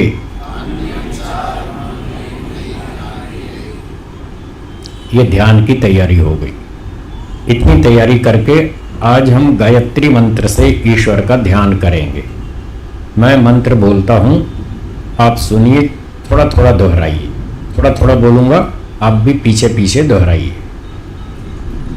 ओम भूर्भुवः स्वः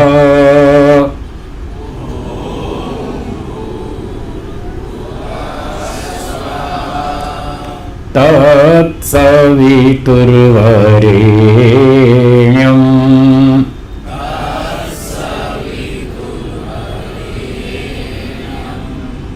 भर्गो देवस्य धीमहि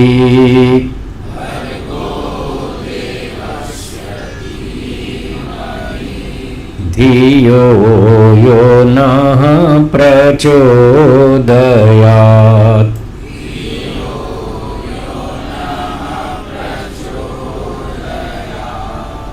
तूने हमें उत्पन्न किया,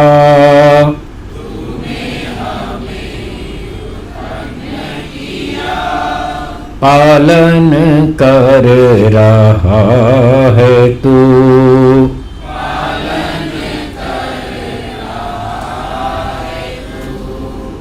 तुझसे ही पाते प्राण हम,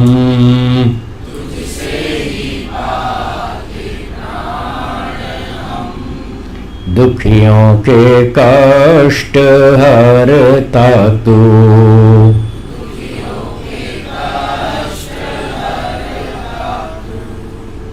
तेरा महान तेज है,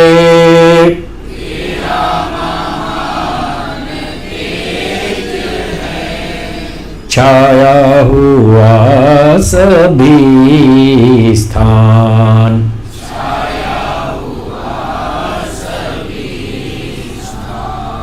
सृष्टि की वस्तु वस्तु में,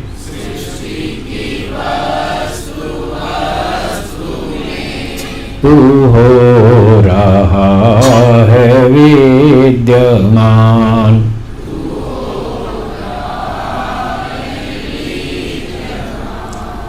तेरा ही धरते ध्यान हम,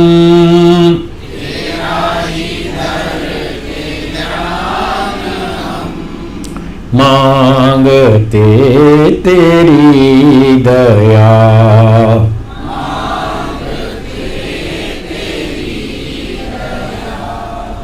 ईश्वर हमारी बुद्धि को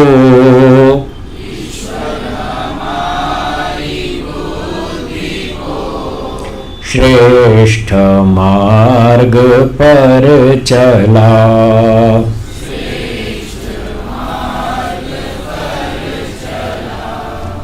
वेद मार्ग पर चला,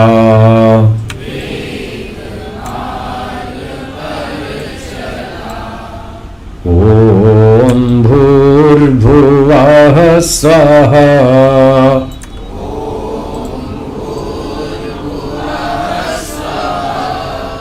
तत्सवितुर्वरेण्यम्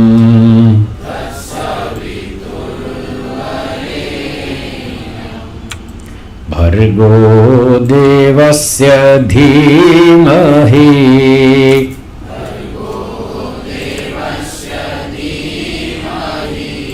धियो यो नः प्रचोदयात्।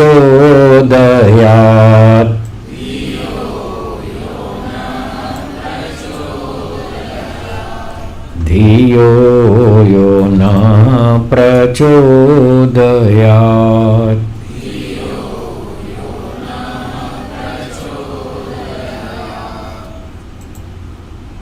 इस प्रकार से गायत्री मंत्र से हमने ईश्वर का ध्यान किया। मंत्र में भावना हमारी ईश्वर के प्रति समर्पण की बनी रहे। ईश्वर इस संसार का राजा है, वही संसार को उत्पन्न करता है, पालन करता है, चलाता है, सबके कर्मों का हिसाब रखता है, ठीक न्याय से कर्मों का फल देता है। आनंद का भंडार है। संसार के सभी सुख ईश्वर हमको देता है, हमारे कर्मानुसार देता है। हम अच्छे काम करेंगे तो हमें सुख देगा, बुरे काम करेंगे तो दंड देगा। इसलिए हम भगवान से प्रार्थना करते हैं कि हे ईश्वर, आप हमारी बुद्धि को अच्छे मार्ग पर चलाइए, वेदों के मार्ग पर चलाइए, जिससे कि हम अच्छे काम करें और आपके न्यायालय में दंड के पात्र ना बने। जो हम प्रार्थना करते हैं वो सब हमें पुरुषार्थ करना होगा। जितने हम प्रार्थनाएं करते हैं वो तभी ईश्वर सुनेगा जब हम उसके अनुकूल पुरुषार्थ भी करें। जब पुरुषार्थ करेंगे तो ईश्वर भी हमें सहायता देगा और समाज के बुद्धिमान लोग भी सहायता करेंगे। आलसी व्यक्ति की सहायता न समाज करता है और न ईश्वर। इसलिए हमको अपने आलस्य, प्रमाद आदि दोषों से बचना है, ईश्वर प्रणिधान करना है, ईश्वर का ध्यान करना है, व्यवहार में ईमानदारी से जीवन जीना है, बुद्धिमत्ता से और परिश्रम से जीवन जीना है, तो हम सुखपूर्वक जी पाएंगे। अब दोनों हाथों को थोड़ा आपस में रगड़िए। हथेलियों को 4-5 बार आंखों पर घुमाइए, थोड़ा पलकों को सहलाइए।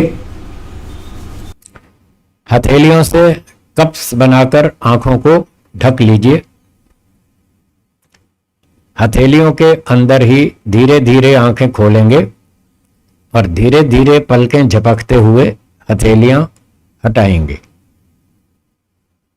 ऐसा हम इसलिए करते हैं कि तेज लाइट आंखों में चुभे नहीं, इसलिए धीरे धीरे आंख खोलते हैं। आंखों में लाइट न चुभे, इसलिए धीरे धीरे आंखें खोलनी चाहिए। कुछ समय है हमारे पास शंका समाधान के लिए। जिनको प्रश्न पूछने हो अब आप पूछ सकते हैं।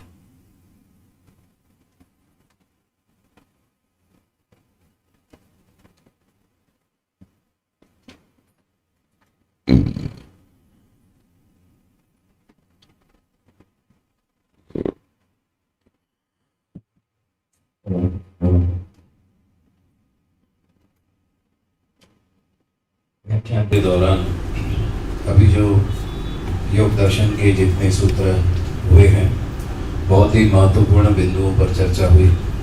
तो इनके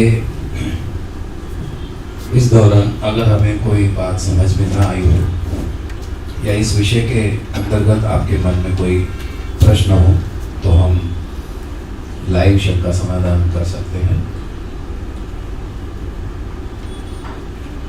मनोभाव विषय चल रहा है, मन को हम कैसे अपने वश में करें। ये सारी जितनी भी योग दर्शन की योग विद्या है, ये मन को वश में करने की विद्या है। मन कैसे वश में हो ताकि हम ईश्वर प्रणिधान करके और हम योग मार्ग पर चल सके और समस्त दुख, बाधाओं, परेशानियों, चिंताओं से दूर होकर एक आनंद वाली, सुखी, संपन्न, सफल जीवन कैसे जी सकते हैं, ये योग विद्या का मुख्य लक्ष्य है।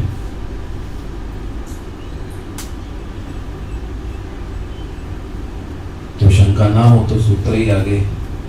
आई शंका आई। अच्छा,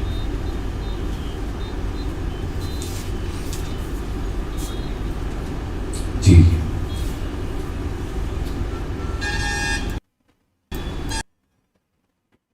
कविता आर्य 2 मिनट के लिए स्वामी जी का धन्यवाद करना चाहते हैं। कविता आर्य कौन है?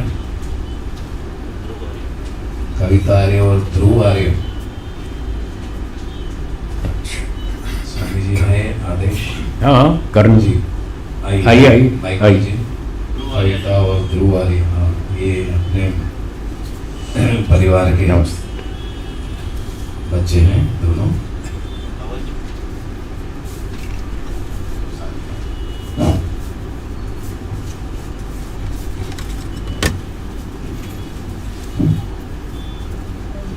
प्रणाम सर। नमस्ते। मैं कुछ शब्द पुष्पों से आपका थोड़ा माइक पास में रखें। बोलिए। मैं कुछ शब्द पुष्पों से आपका धन्यवाद करना चाहती हूँ। जी बोलिए। स्वामी जी, आप वेद विद्या, दर्शन शास्त्र एवं उपनिषदों के प्रकांड विद्वान हैं तथा आपकी विद्वता और कीर्ति भारत तथा कई देशों में फैली हुई है। आप दर्शन योग महाविद्यालय के निदेशक हैं तथा दर्शन शास्त्र की ज्ञाता एवं समाधान के विशेषज्ञ भी हैं। आप विद्यालयों, कॉलेजों, न्यायालयों, विज्ञान भवनों, संस्थाओं में जाकर वेद विद्या, योग विद्या सिखाते रहते हैं। आप ईश्वर विश्वासी एवं सत्य पथ पर चलते हुए मनुष्य जाति के उत्थान हेतु कार्य कर रहे हैं।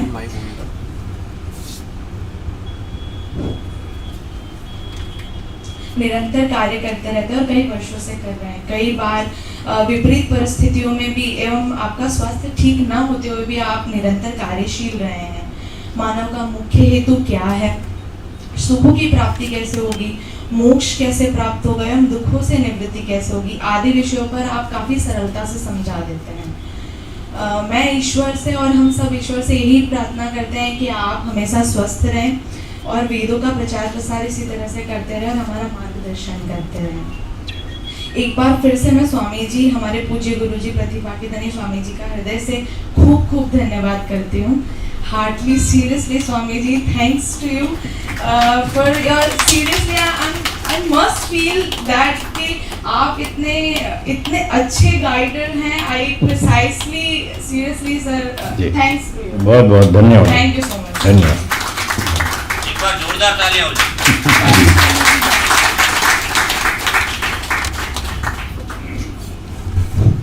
नमस्ते स्वामी जी। जी। तो मेरा नाम ध्रुव है। हम्म। तो today I would like to tell people about the glory and benefit we are getting from it. So today we have all gathered here to get the benefit of the tremendous knowledge about Vedas and Upanishads and Darshans. As we all know that Swamiji is the person of great caliber. So you have been brightening our lives with the great spiritual knowledge of yours.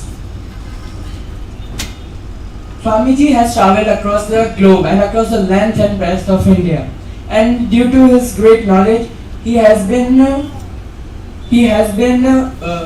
brightening the lives of people with the knowledge of true and real God.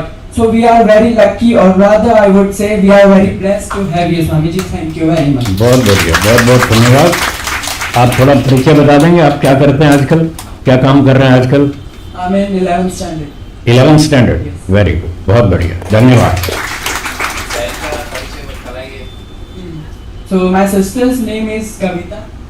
She is MCom and she is pursuing a job right now. बहुत अच्छा, बहुत बढ़िया, बहुत बढ़िया, धन्यवाद। तालियों के गड़गड़ाहट के साथ कविता और ध्रुव।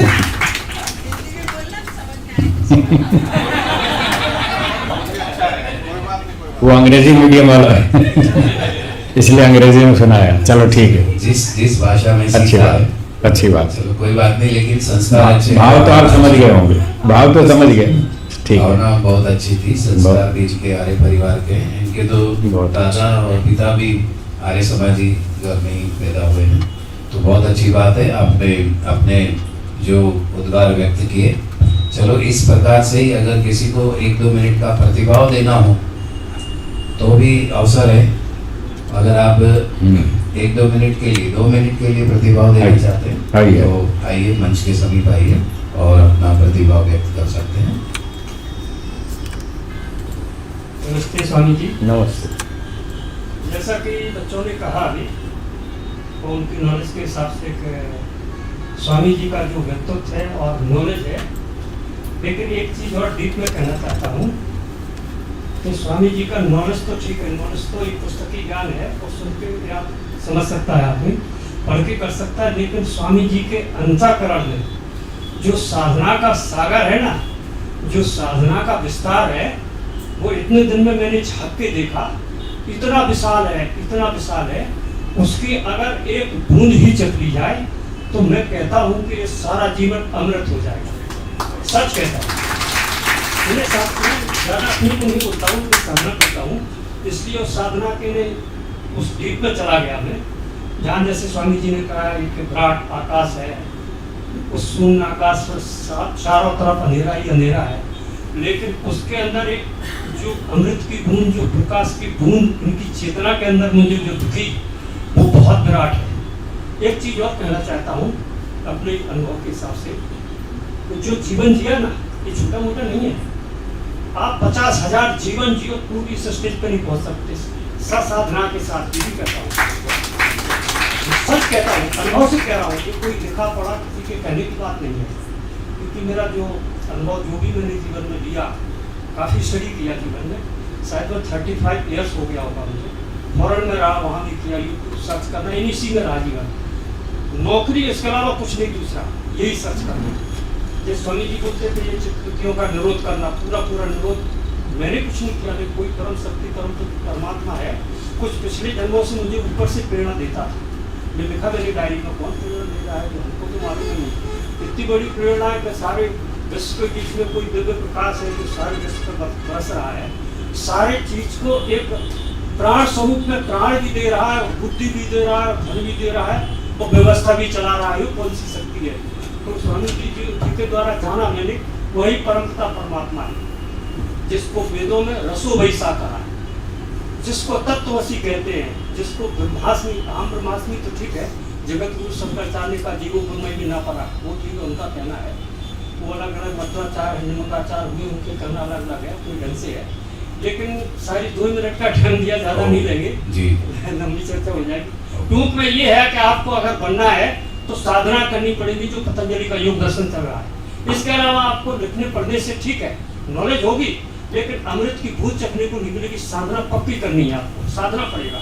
साधना करने, स्वाध्याय, ईश्वर परिधान जो चल रहा ना, इसी के द्वारा ही आप डेवलप हो सकते हैं। इतने लोगों में बैठा हुआ कोई भी व्यक्ति, आज का बच्चे मतलब छोटा, कोई 10-12 साल का हो, 15 साल का हो, अगर अपनी नॉलेज को संसार में काम करते हुए, नौकरी करते हुए, धंधा करते हुए, बाकी का बहुत समय बचता आपके पास, मुझे पता है। इस तरह उड़ेलने आप तो जीवन अमृत, आप वो श्रेष्ठ बनोगे कि आपके इलाका में आपके समान कोई नहीं होगा, इतनी बहुत होगा। बहुत बहुत धन्यवाद, आपने अपने प्रतिभाव व्यक्त किए। मैं प्रतिभाव के लिए उदय सिंह जी से भी निवेदन करता हूँ। उदय सिंह जी, आप आए, और आपका भी कहना है कि मैं स्वामी जी महाराज से काफ़ी कुछ सीख रहा हूँ। बातों बातों में आपने कई बार ऐसा प्रकट किया है, तो यहाँ स्वामी जी के समक्ष आकर इन 3 दिन के दौरान हमने क्या अनुभव किया? स्वामी जी नमस्ते। नमस्ते। 3 दिन में जो हमने यहाँ आकर स्वामी जी के सानिध्य में जो सीखा, वो शायद है कि बाहर कहीं कथा, भागवत पुराण वगैरह वगैरह जाकर 30 साल में भी नहीं सीख सकते। ये मेरा अनुभव है, आप लोगों का, आपका खुद का अनुभव। और जो अभी बताया गया है, स्वामी जी ने जो बड़ी सादगी से तत्व ज्ञान के बारे में बताया और सिखाया, वो शायद ही कोई विद्वान आपको बता पाएगा। मेरे हिसाब से नहीं, आप लोगों को कोई बताए वो आपकी मर्जी है, आप सीखना। लेकिन यहाँ आकर, हालांकि मेरा यहाँ विद्यार्थी काल ही चल रहा है, मैं बहुत ज़्यादा सीनियर नहीं हूँ, लेकिन फिर भी मैंने स्वामी जी के सानिध्य में आके बहुत कुछ सीखा, और उनका धन्यवाद कोटि कोटि। बहुत बहुत धन्यवाद। बहुत बढ़िया। अब महानुभावों, किसी के मन में कोई शंका या कोई प्रश्न हो? हाँ, पूछे, वो शंका पूछ रहे। पहले मुकेश जी को दीजिए। राम, इनको दे दो, मुकेश जी। फिर राम नरेश जी, बात जी। नमस्ते। भक्ति विशेष ईश्वर प्रणिधान से अंतराय कैसे दूर होगा? भक्ति विशेष और ईश्वर प्रणिधान में क्या अंतर पूछ रहे हैं? अंतराय को दूर करने के लिए आपने बताया ईश्वर प्रणिधान से। हाँ हाँ, तो ईश्वर प्रणिधान से ये जो अंतराय दूर हो जाते हैं, उसका तरीका ये बताया था कि जो भी काम करना है ईश्वर से पूछ के करना है। ईश्वर प्रणिधान का मतलब यही था, ईश्वर से पूछ के काम करेंगे और ईश्वर के अनुशासन में रहेंगे, ईश्वर के आदेश निर्देश का पालन करेंगे, तो ईश्वर समर्पण ठीक होगा। तो ईश्वर का आदेश क्या है? जो वैदिक दिनचर्या है वो ईश्वर का आदेश है। जब आप ईश्वर प्रणिधान करेंगे तो रात को जल्दी सोना पड़ेगा, सुबह जल्दी उठना पड़ेगा, व्यायाम भी करना होगा, खान पान शुद्ध सात्विक संयम से, तो सारे काम वही करने होंगे जो ईश्वर ने वेदों में बता रखे हैं। जब हम सारे काम वेदों के अनुसार करेंगे तो ये सारे दोष भाग जाएंगे, कोई नहीं बचेगा, एक एक करके सब हट जाएंगे। इस तरह से ईश्वर प्रणिधान करने से ये लाभ होगा। ठीक, पीछे श्री राम नरेश जी कुछ पूछ रहे। और पीछे माइक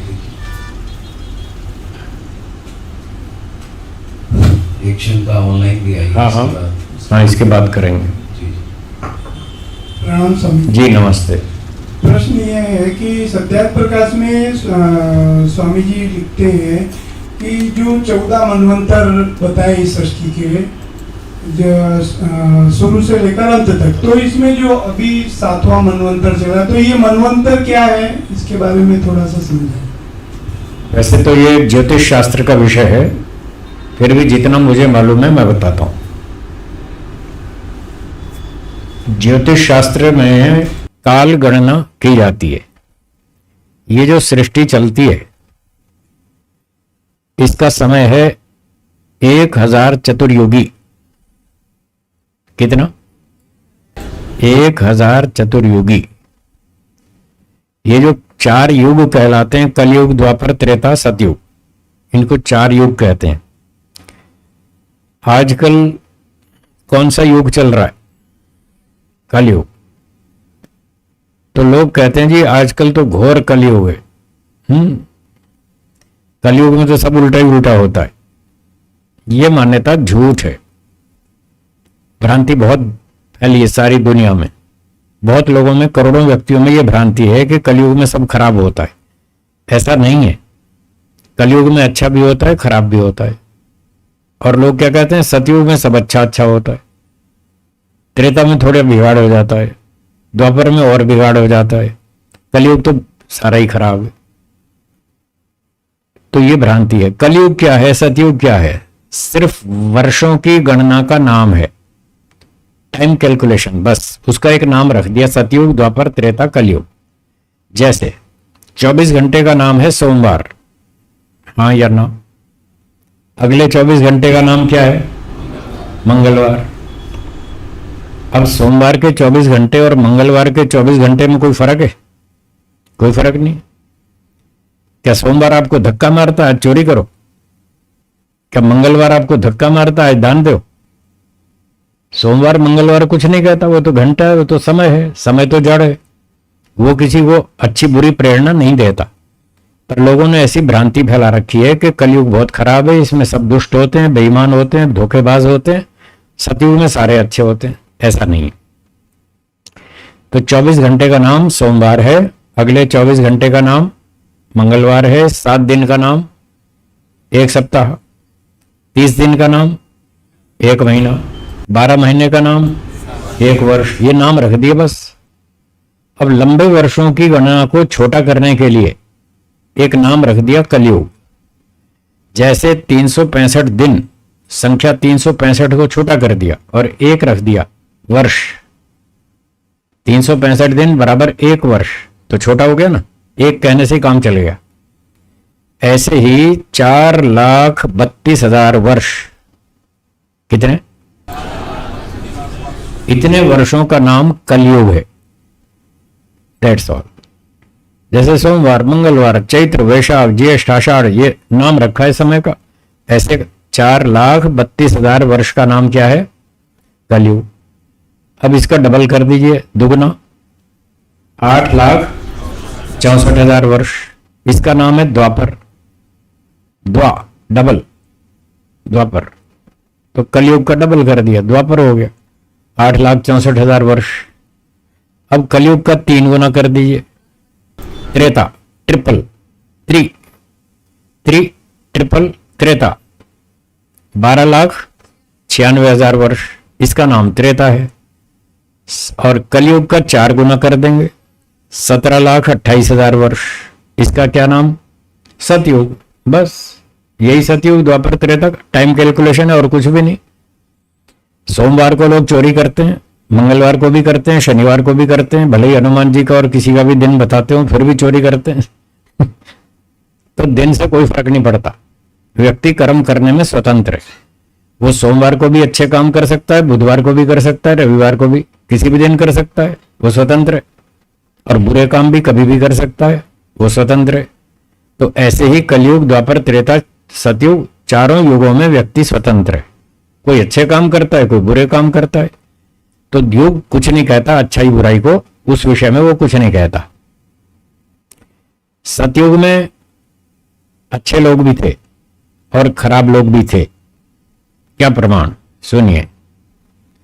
क्या सतयुग में कोई गाय, घोड़ा, कुत्ता, गधा, हाथी, बंदर, सांप, बिच्छू कोई था या नहीं था? था ना। वो कौन बनाता था उनको? सांप, बिच्छू, कुत्ता, गधा कौन बनाता था? ईश्वर। ईश्वर न्यायकारी है या अन्यायकारी? न्यायकारी। क्या न्यायकारी बिना अपराध किए सुअर, कुत्ता, सांप, बिच्छू बनाएगा? अगर सतयुग में सुअर, कुत्ते, सांप, बिच्छू थे तो इससे क्या सिद्ध हुआ? उस समय भी लोग पाप करते होंगे, हाँ या ना? तो सारे तो तब भी थे, सुअर, कुत्ते, गधे, सांप, बिच्छू, वृक्ष आदि तब भी थे। इसका मतलब तब भी पाप होते थे। सारे लोग कहां अच्छे थे? नहीं थे। और यही सांप, बिच्छू, कुत्ते, वृक्ष, वनस्पति आदि त्रेता में भी थे, द्वापर में भी थे और आज भी हैं। सब हमेशा सब होते हैं। इसका मतलब अच्छे कर्म भी हमेशा होते हैं, बुरे कर्म भी हमेशा होते हैं। तो दिन से कोई फर्क नहीं पड़ता, युगों से कोई फर्क नहीं पड़ता। ये सिर्फ नाम मात्र गणना है, काल की गणना है और कुछ नहीं। इतनी बात समझ में आई? अब इन चारों युगों का टोटल इकट्ठा करेंगे टाइम। सतयुग, द्वापर, त्रेता, कलयुग चारों को मिलाकर बनेगा 43,20,000 वर्ष। कितना? इसका नाम एक चतुर्युगी। क्या नाम? एक चतुर्युगी। चारों युगों को जोड़ दिया, टोटल टाइम एक चतुर्युगी। अब 71 चतुर्युगियों का टोटल टाइम एक मनवंतर है, जो आपने पूछा था। मनवंतर पूछा था ना। 71 चतुर्युगियों का एक मनवंतर कहलाता है। यानी 43,20,000 को 71 से गुणा करेंगे तो जो समय आएगा वो एक मनवंतर का समय है। तो पूरे सृष्टि काल में 14 मनवंतर होते हैं, ये महर्षि दयानंद जी कहना चाहते हैं। तो 14 में से 6 तो खत्म हो गए, अब 7वां चल रहा है। यानी 7वां पूरा होगा तो हम हाफ टाइम पर आ जाएंगे। इस सृष्टि को दिन और रात्रि के समान कहते हैं। सृष्टि दिन और प्रलय रात्रि। जैसे हमारा 12 घंटे का दिन, 12 घंटे की रात, तो 1000 चतुर्युगी का दिन सृष्टि और 1000 चतुर्युगी का रात्रि प्रलय। तो अभी 7 मनवंतर पूरे होने पर हाफ टाइम पूरा हो जाएगा। अगर दिन को सुबह 6 बजे से शाम के 6 बजे तक गिने, मनुष्यों का दिन हमारा सुबह 6 से शाम के 6 तक 12 घंटा का दिन गिने, और सृष्टि को भी जो 1000 चतुर्युगी है उसको 14 मनवंतर को यदि दिन के समान गिने, वो ईश्वर का दिन है, ये हमारा दिन है 12 घंटे का, वो ईश्वर का दिन है सृष्टि। तो उस हिसाब से देखें तो अब जो 7वां मनवंतर चल रहा है, ईश्वर की घड़ी में इस समय लगभग 11:30 बजे हैं। अभी दोपहर के 12 नहीं बजे। 7 मनवंतर पूरे होने पर दोपहर के 12 बज जाएंगे, हाफ टाइम पूरा, बाकी फिर आगे जिएंगे। ये है मनवंतरों की कथा। तो समय को ध्यान में रखते हुए यहाँ विराम देते हैं, फिर अगला कार्यक्रम सूचना बताएंगे। समय को ठीक समय हो गया है, 10:30 बजे तक चलने की। वो ऑनलाइन शंका क्या थी? छोटी सी हाँ, उसको भी कर दें, 1 आध मिनट है। जी। शंका है, संसार में दुख देखना है लेकिन दुखी नहीं होना है, कृपया अंतर स्पष्ट कीजिए। प्रश्न है कि संसार में दुख तो देखना है पर दुखी नहीं होना है, इसमें अंतर स्पष्ट करें। इसका अंतर यह है कि एक डॉक्टर रोगियों की चिकित्सा करता है, हाँ या ना? एक दिन में 50, 60, 80 रोगियों की चिकित्सा करता है। क्या वो ऐसा जानता है कि ये रोगी दुखी हैं, परेशान हैं, दुखी हैं, पर वो ऐसा महसूस करता है ना? जानता है कि नहीं? क्या रोगियों को दुखी देखकर डॉक्टर भी दुखी होता है? बस ये अंतर है। डॉक्टर दुखी नहीं होता पर वो रोगियों को दुखी महसूस करता है, उनसे सहानुभूति रखता है, उनकी चिकित्सा भी करता है, उनकी मदद भी करता है, पर ये सब करते हुए भी वो स्वयं दुखी नहीं होता। अपने आप को बचा के रखता है। तो ऐसे ही संसार में दुख तो देखना है पर स्वयं दुखी नहीं होना। अगर दुखी रोगियों को देखकर डॉक्टर भी दुखी होने लग जाए तो 2 साल में मर जाएगा, 2 साल से ज्यादा नहीं जी पाएगा। तो इस तरह से डॉक्टर की तरह काम करना। ठीक है, धन्यवाद।